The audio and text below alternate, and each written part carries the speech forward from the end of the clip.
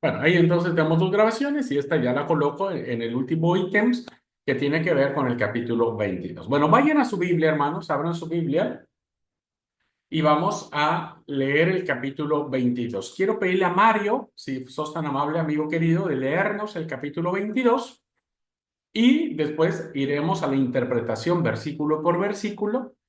¿Qué significa esto? Este es el ejercicio que yo quiero que ustedes hagan. Después de esta clase, ahora sí, digo yo prometo, no digas que prometes y no lo cumples, pero ya voy a subir los temas para que ustedes elijan. De todos los temas que yo les voy a dar, ustedes tienen que elegir uno y hacer el trabajo de investigación más o menos como lo vamos a trabajar aquí. ¿Ok? Así es que bueno, Mario querido, ¿querés ayudarnos a leer el capítulo 22, por favor? Sí, río limpio de agua viva. Era resplandeciente como el cristal y salía del trono de Dios y del Cordero. En medio de la calle de la ciudad y a cada lado del río estaba el árbol de la vida, el cual produce 12 frutos y da fruto cada mes. Las hojas del árbol eran para la sanidad de las naciones. Allí no habrá maldición. El trono de Dios y del Cordero estará en medio de ella y sus siervos lo adorarán. Y verán su rostro y llevarán su nombre en la frente. Allí no volverá a haber noche, no hará falta la luz de ninguna lámpara ni la luz del sol, porque Dios, el Señor, los iluminará y reinarán por los siglos de los siglos. Y me dijo, estas palabras son fieles y verdaderas. El Señor, el Dios de los espíritus de los profetas, ya ha enviado a su ángel para que les muestre a sus siervos lo que pronto tiene que suceder. Vengo pronto. Dichoso el que obedece las palabras proféticas de este libro. Yo, Juan, soy quien vio y oyó estas cosas. Después de verlas y oírlas, me postré a los pies del ángel que me mostraba estas cosas para adorarlo. Pero él me dijo, no lo hagas. Yo soy consiervo tuyo y de tus hermanos los profetas, y de los que obedecen la palabra de este libro. Tú adora a Dios. Y me dijo también, no selles las palabras proféticas de este libro, porque el tiempo está cerca. Deja que quien sea injusto siga siendo injusto, que quien sea impuro siga siendo impuro, que quien sea justo siga practicando la justicia y quien sea santo siga santificándose. Miren, ya pronto vengo y traigo conmigo mi galardón para recompensar a cada uno conforme a sus acciones. Yo soy el alfa y la omega, el principio y el fin, el primero y el último. Bienaventurados los que lavan sus ropas para tener derecho al árbol de la vida y para entrar por las puertas en la ciudad. Pero afuera se quedarán los pervertidos, los hechiceros, los que han caído en la inmoralidad sexual, los homicidas, los idólatras y todo aquel que ama y practica la mentira. Yo, Jesús, he enviado a mi ángel para que les dé a ustedes testimonio acerca de estas cosas que tratan de las iglesias. Yo soy la raíz y el linaje de David, la estrella resplandeciente de la mañana. Y el espíritu y la esposa dicen, ven, y el que oiga, que diga, ven, y el que tenga sed, que venga, y el que quiera, que tome gratuitamente del agua de la vida. Yo le advierto a todo aquel que oiga las palabras proféticas de este libro, que a quien añada algo a estas cosas, Dios le añadirá las plagas que están descritas en este libro. Y a quien quite algo de estas palabras de este libro profético, Dios le quitará su parte del árbol de la vida, y de la santa ciudad, y de lo que está descrito en este libro. El que da testimonio de estas cosas dice, ciertamente vengo pronto. Amén. Ven, Señor Jesús, que la gracia del Señor Jesucristo sea con todos. Amén. Amén. Muchas gracias, amigo. Bien. Estamos ante la presencia elegida de este capítulo porque es como el cierre de toda la visión que tiene Juan Y las palabras primeras y las palabras últimas siempre tienen mucho peso, tienen mucha importancia. Las palabras primeras, el autor trata de escoger hacia dónde va a dirigir su escrito, y las palabras últimas, es decir, con qué cierro todo esto que he estado diciéndoles. Por eso es que voy a elegir o vamos a analizar el capítulo 22 en esta clase y mañana, ¿verdad? ¿Qué es lo que significa? Bueno, voy a compartir la pantalla para guiarnos en esta explicación. Estas claves de interpretación, queridos hermanos, provienen básicamente del el fruto de la investigación de varios especialistas que evidentemente plantean líneas de lectura muy interesantes y muy sanas, diría yo, para interpretar el Apocalipsis. Bueno, vamos al análisis del capítulo 22 del libro de Apocalipsis. Bien, primero vamos a ver la figura de un río, ¿verdad? Un río. Y todo ya desde la palabra río nos lo imaginamos. ¿Quién no conoce un río? ¿No? Pero depende de los ríos. Hay de ríos a ríos. Entonces hay un río acá, ¿verdad? Hay agua.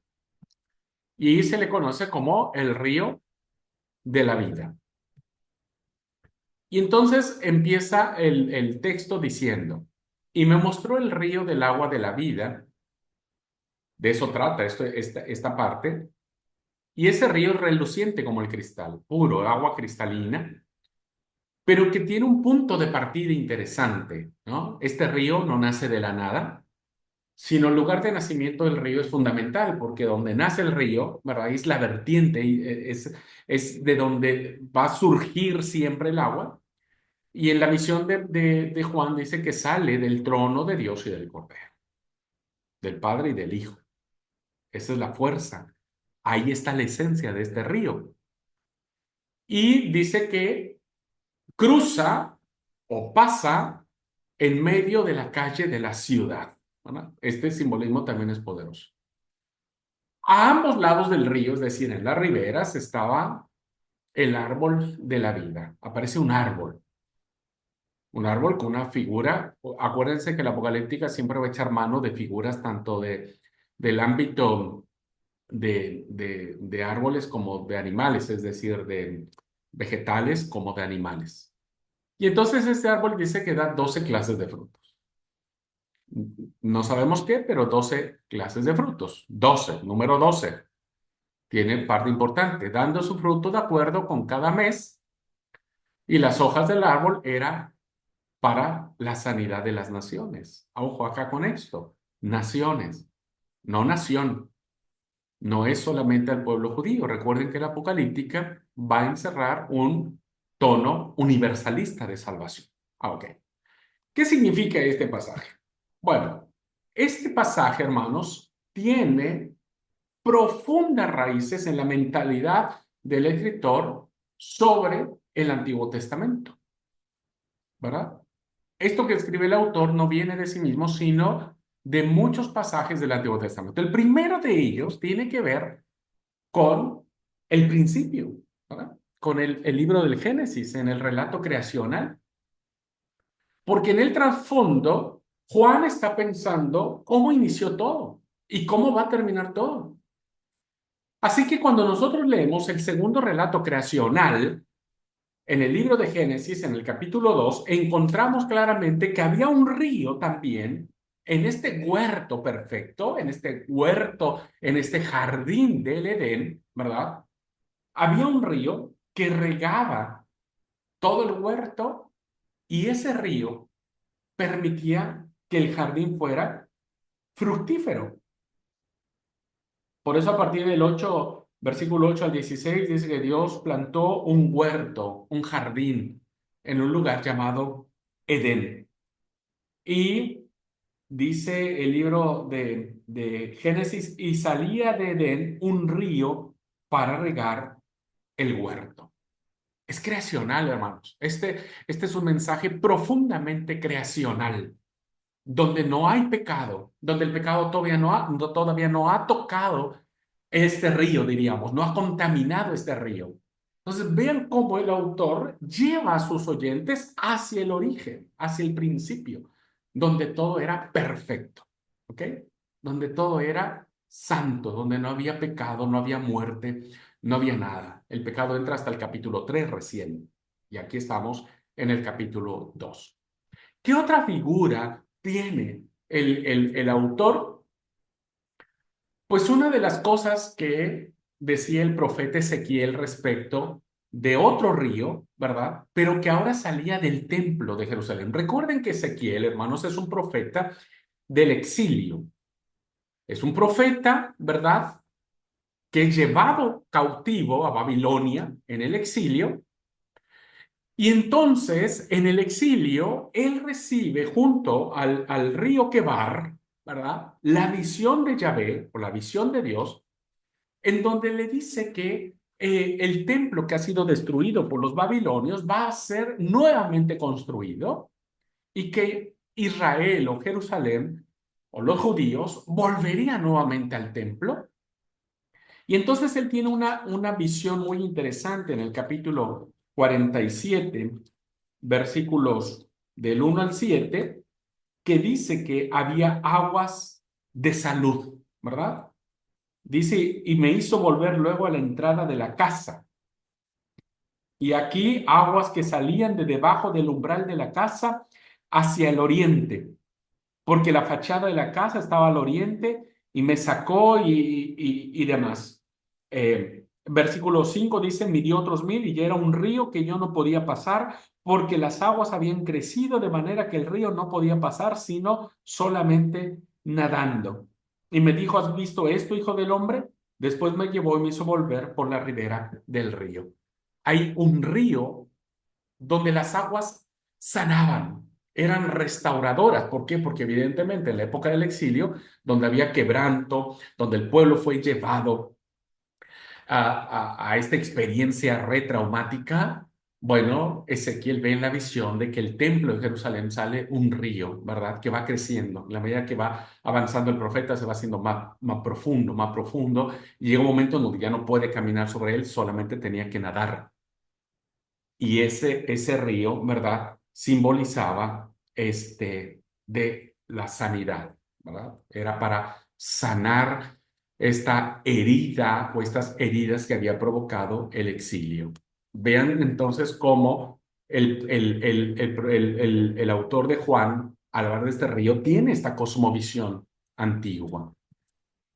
Tiene otra idea, ¿no? Que va enfocada al mismo sentido sobre el orante, ¿no? Sobre el salmista. Y este hermosísimo Salmo 46 habla de otro río, ¿verdad? Dice el Salmo 46, versículo 4: del río sus corrientes alegran la ciudad de Dios, el santuario de las moradas del Altísimo. ¿De dónde salía el río que vio Juan en su? De el trono de Dios, de la presencia de Dios. Y este río, según el salmista, sus corrientes, su agua profunda, cristalina, traen alegría, no dolor. Vean que en la primera, el río que riega el Edén es un río que trae perfección, que trae, todavía el pecado no está allí. El río que sale de Ezequiel es un río que sale del templo. El templo significaba la presencia de Dios, ¿no? Y el salmista dice que este río traerá alegría, trae gozo. Y por eso el autor del Apocalipsis cierra con esta imagen del río de agua de vida, como un aspecto de gozo, de alegría, ¿verdad? Del río sus corrientes alegran la ciudad de Dios, alegran la ciudad de Dios. Hay risa, hay gozo, hay victoria, ¿no? Cuando todo ha pasado. Y el profeta Joel también había predicho que en la esperanza de la llegada del Mesías saldría una fuente, un agua, ¿verdad? De la casa del Señor. Este era básicamente uno de los signos más importantes de la llegada del tiempo del Mesías, que evidentemente iba a traer muchas cosas buenas. Dice Joel 3:18, sucederá en aquel tiempo que los montes destilarán mosto y los collados fluirán leche, y por todos los arroyos de Judá correrán aguas, y saldrá una fuente de la casa de Jehová y regará el valle de Sittim. Vean como el símbolo del agua, del río, es muy antiguo, muy arraigado, y siempre en referencia a esta etapa de complementar, cumplimentar la idea del reinado de Dios, ¿no? En la presencia del Mesías.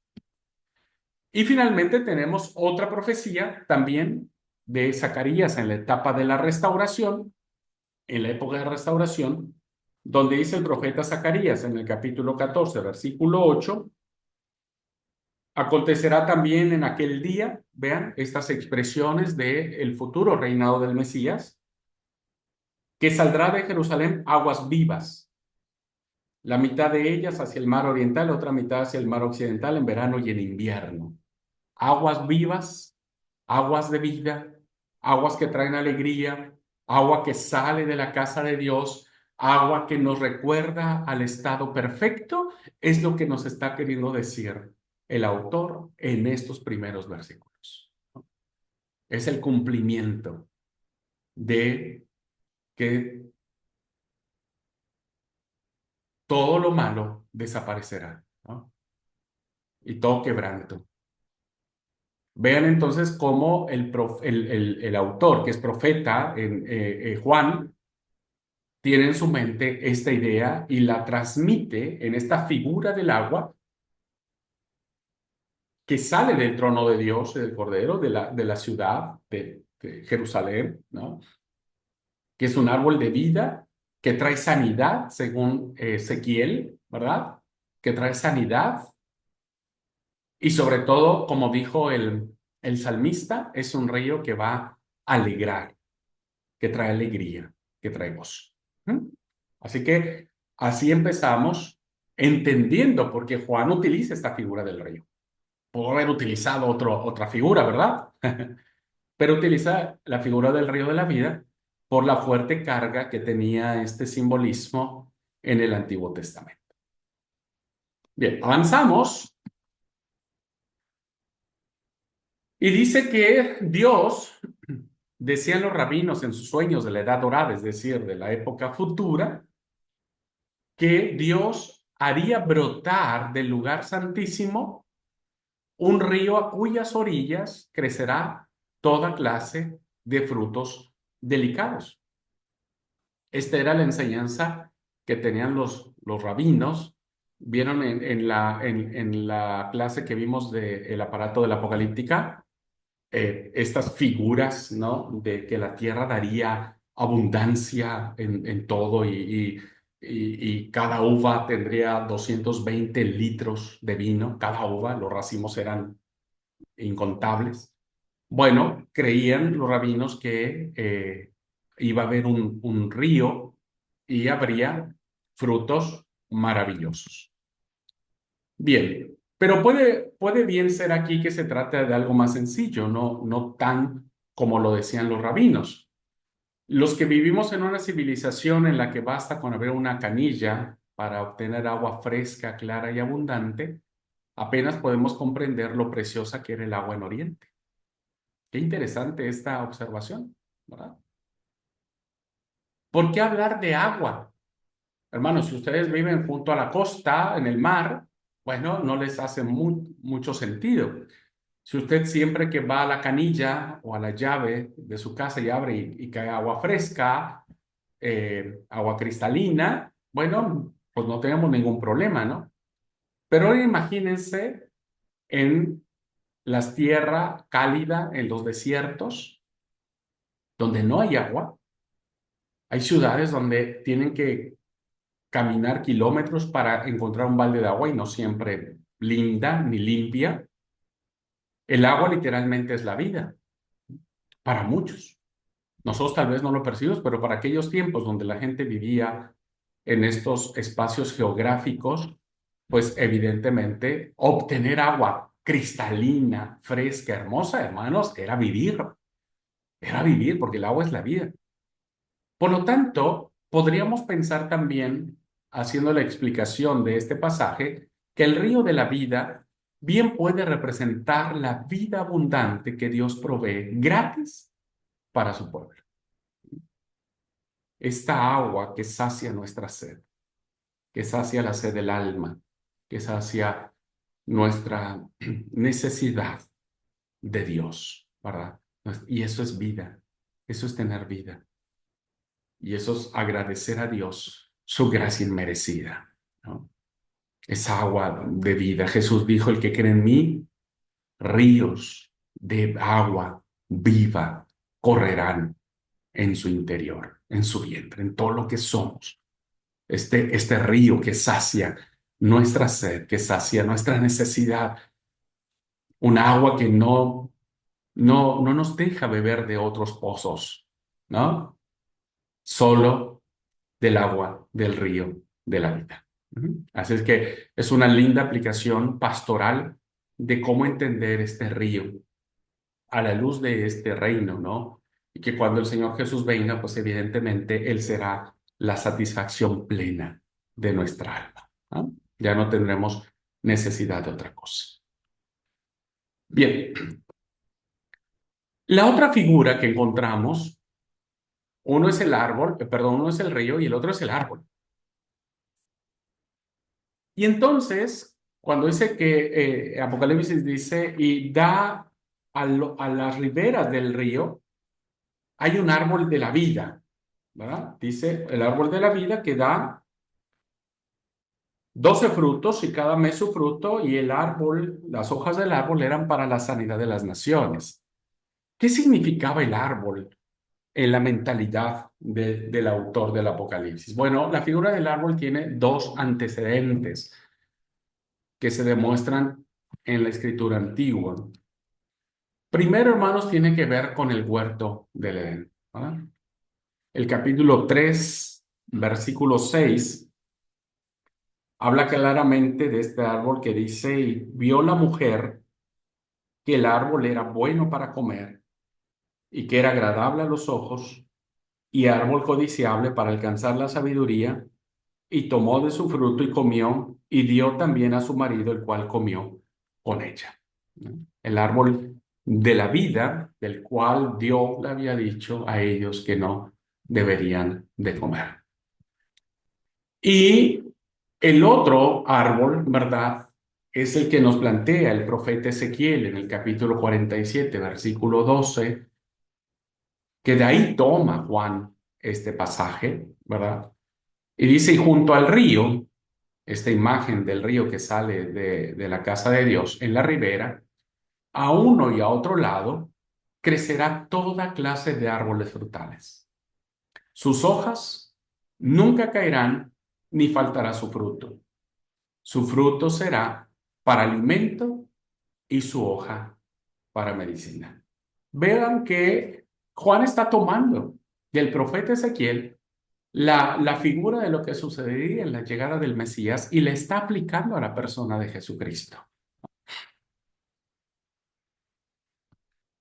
Por eso, el árbol da muchos frutos, que todos son para sanidad de las naciones.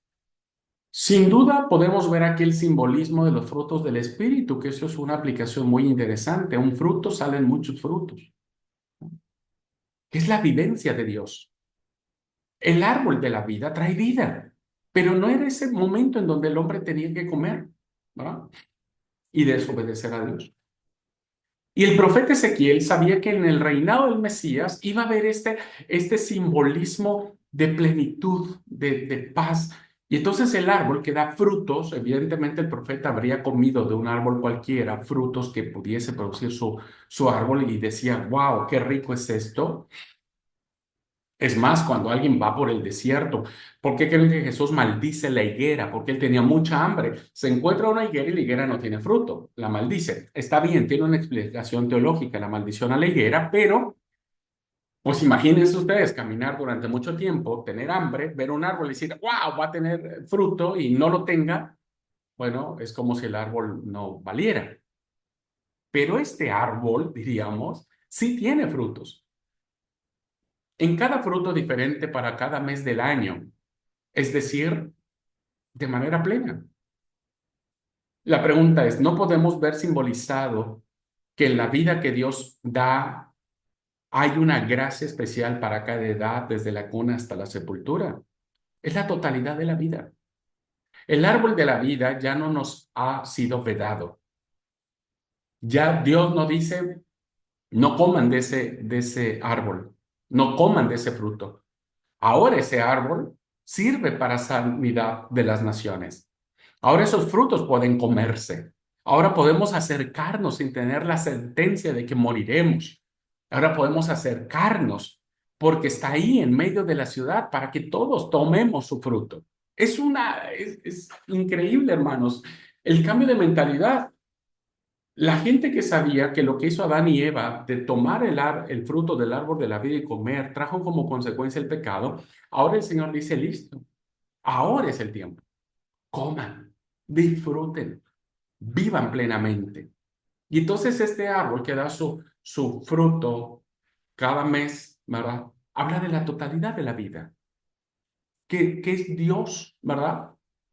Desde que somos engendrados, desde que el óvulo es fecundado por el espermatozoide, hasta que el aliento que Dios nos da vuelve a Él en el acto de la muerte, Dios es nuestro Dios.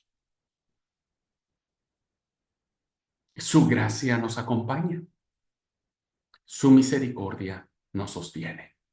Vean entonces, hermanos, cómo estos simbolismos son tan poderosos que quien conoce, que nosotros no conocíamos, porque hablamos del árbol, del río, pero no sabíamos de dónde venía todo esto. Bueno, para quienes conocen el Antiguo Testamento, que es fundamentalísimo conocerlo, traería una satisfacción completa decir, sí, Jesús es el Mesías, estamos en el reinado del Mesías. Y ahora nosotros podemos comer de ese fruto de la gracia, del perdón y de la misericordia de Dios. En aquel día será pleno, total. La muerte ya no nos impedirá más, ¿verdad? Sino será de manera total y absoluta. Bueno, por tema de tiempo voy a dejar hasta aquí y mañana vamos a seguir analizando los otros versículos, ¿verdad? Que tienen que ver con la belleza de la santidad, ¿no? Este es otro tema y vamos a ir armando como el rompecabezas, ¿me explico? Vamos a ir armando como el rompecabezas para que al final veamos toda la escena y el capítulo 22 explota de cosas hermosas y maravillosas que tenemos que conocer, ¿está? Bueno, hermanos, entonces vamos a dejar aquí la clase y nos vemos, Dios mediante, el día de mañana. Nos vemos el día de mañana para seguir con el análisis de los demás versículos y Dios quiere y el tiempo nos dé para concluir todo el capítulo 22 de este pasaje. ¿Ok? Bueno, nos vemos mañana, Dios mediante. Dios les bendiga, hermanos. Linda tarde para todos.